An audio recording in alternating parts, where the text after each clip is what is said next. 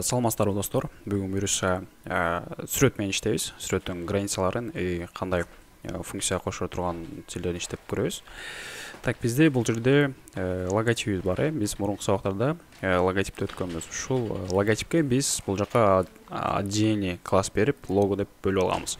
Келиңиздер, эми биз ушул мисал менен азыр могул кыргыз дегенде алып кое турган болсом, алып туруп сохранить ете турган болсом, бул жерде биздин сүрөтүбүз жоголуп кетти. Эмне үчүн жоголду? Бизге бул жака кошумча функциялар болуш керек. Бул жерде CSS бар. Неке лого, бул жакта лого бере алабыз. Ото лого. Эми бул логонун өзүнө бул жака дагы код беребиз. Бул жерге widget, бул ширинасы болот. Widget бул узундугу, widget. Буга келиңиздер, 150 пиксель берип көрөлү.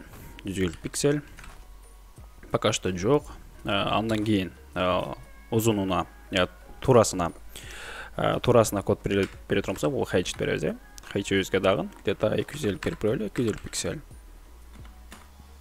Так, пиксель. Сохранить этебиз. Бул жака уже биздин логотипибиз чыкты. Биз бул жерге эч кандай текст жазбасак деле, мындайча айтканда биз логотипибизди уже чыгарып алдык.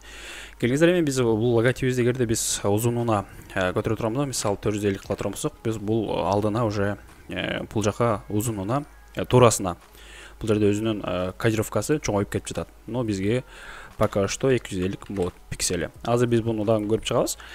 Эгерде сиздердин могул жерде сүрөтүңүздөр чоң боло турган болсо, бул жакта өзүңүздөр размерин ар кандай коесуңар. Мисалы, бул жерге 250 болушу мүмкүн, или там 100 пиксель болушу мүмкүн. Узунуна, бул жагына. Узун турасына болсо, бул height колдонот экен. Width деги height тектери колдонулат. Любой бир сүрөттү алып бул жака кое турган болсоңуздар, ушул width height-ти койсоңуздар, кичинертип чоңойтуп алсаңыздар болот. Мурунку сабактарда ушул суроолор бизге көп берилчү эле. Келиңиздер, эми андан кийин биз бул жака бир border менен бир калтырайлы. Border биз мурунку сабактардан өткөнбүз. Border менен. Так, бул жерге биз 1 пиксель берели. Чтобы 4 бурчу тең 1 пикселден болуш керек да. Бардына 1 пикселден берип алабыз. Андан кийин бул жана биз цветти берип алсак болот, же ошондой эле бизде жанагындай 4 бурчтугубузга мынага кошуш, рамка кошуш өзүнүн коддору бар. Мисалы, мен solidти колдоном. Solid. Цвети кандай болсун? Цвети менге black, кара түрдө болсун, же болсун өзүңүздөр бул жерге башка цветти дагы берсеңиздер болот. Сохранить этебиз. Бул жагыбызга бизге автоматтык түрдө мындай кылып рамка чыгарып берди. Биз эмне үчүн бул рамкабыз узундугу узун? Биз себеби бул жерге биз аябай эле чоң берип койгонбуз. Мисалы, бул 150 бере турган болсок, бул 150 пиксель болуп кетет. Бул жерге 150 эмес, буга 150 берет экенбиз, значит 100 пиксель бере турган болсок. Так, 100гө дагы кичинекей. Эгерде булубузду да 100 бере турган болсок, бул жагы уже 40 кылып калат. Буга 150 берет экенбиз дагы. Примерно ушундай кылып жүрөлү, себеби биздин сүрөтүбүз кичинекей экен. Азыр анын дагы кодун быстрак көрүп чыгабыз. Так, анда эмес 50 берип көрөлү, кандай болот экен, Ну, 50 пиксель деле жарайт экен, 50 пиксель.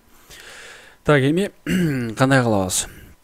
Бизге келиңиздер, мына код менен иштеп чыгабыз. Эгерде мышкаңыздардын бул жерде оң жагын бассаңыздар, бул жерде исследователь же болсом F12-ни бассаңыздар, мындай кылып отдельный код чыгарып берет. Эгерде отдельный код чыгарбаса, мындай кылып бул жерден отдельный окно дегенде ачыласыздар, чтобы сиздерге мындай кылып чыгарып берет. Так, биз бул жерде эмнени көрүп жатат? Div турат бул жерге. Div logo деп турат. Бул 150ге x 52 экен. Чтобы биздин бул 150 бар, бул 2 пиксель болсо, бул өзүнүн размери болуп кошулуп кетет. Бул жерге болгон 2 пиксель ашыкча. 4 пиксель экен, адашпасам да. Эми бул жага көз жүгүртөбүз. Бул жерде биз мындай кодду көрүп жатабыз, мынакей border бул ичи 150ге 50, мынакей 150 болгондон биз бул жагага 150 койдук, бул жагага 50 койдук, мынакей бул жерге 150ге 50 деген кодубузду коюп алдык. Андан кийин булар margin, border, page бар. Мына 4 бурчу. Эгерде биз мына бурчун эгерде биз 1 пиксель эмес 10 пиксель кыла турган болсок, мынакей үстү автоматтык түрдө бул жактан кошулуп кете берет. Болгон бул жакта биз тест режиминде көрө алат экенбиз. Эгерде бул жагына биз 15 пиксель бере турам болсок, бул жагы автоматтык түрдө чоңоюп кете берет. Анда эмесе бул жагына дагы 13 пиксель берип көрөлү. 13 пиксель бере турам болсок, ушундай болуп чоңоюп кетет. И ошондой эле бул жерге бизге автоматтык түрдө ошол жазылган коддорду мындай кылып жардамчы тег кылып чыгарып берет. Биз эгерде ушуну эле, мисалы мен примерно мынаны копирайт этип алайын. Копирайт этип алдым. Эми эгерде мен буну жаап туруп, бул мен жаңылай турган болсом, бул автоматтык түрдө өчүп калат. Себеби эмнеге өчүп калат? Биз болгону браузердин өзүнөн гана колдобуздук. Бул жактан тест режимин көрүп алдык. Бул жактан биз отдельный код жазыш керек. Мисалы, бунун алдына жанагы copyright эткеним эле выставить этип коебуз. Эми бул жагыбызга биз бир сохранить этип кое турган болсом, мындай кылып чыгарып берет меке. Уже канча апнайт этпей, бул жагыбызга уже чыгарып берет меке. Биз бул жагыбызга кошо алган пикселибиз. Эгерде мен буну туурасы 10 пиксель кыла турган болсом, мына экөө бирдей болот. 10 пиксель, что мына бирдей болду. Эгерде мен буну 5 пиксель кыла турган болсом, бул жагынан border right width неке. Бул жагы 5 пиксель болуп кетти. Бул жерден кайра дагы биз көрүп неке, мындай алып көрүп алсак болот. Так, бул жерде point бар. Так. Неке 150, бул жагы 10, 13, мына 5 болуп турат. Эгерде мына алдын дагы биз көйүтө турганбызак, мисалы, келиңиздер 20 пиксель кылып көрөлү меке. 20 пиксель кыла турганбызак, мындай алды чоңоюп кете берет экен. Ошол, ушинтип сүрөттөрдүн, логотиптердин коддорун ушул жактан да көрүп алсак болот. Буну азыр биз апнайт эте турганбызда, бул алды жоголуп кетет. Себеби биз буну браузерден гана көрүп алдык эле меке.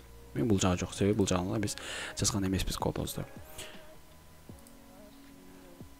Так, ушул логотипте бир сыйра көрүңүздөр, өзүңүздөр же болбосо бул жака дагы башка сүрөттөрдү дагы алып көрүңүздөр. Бул дифтен башка дагы бизде билебиз, тегтерибизди билебиз, image менен бир бул жака сүрөт чыгарып, ошо сүрөткө сүрөттүн размерин кичинертип, чоңойтуп, код аркылуу дагы көрүңүздөр.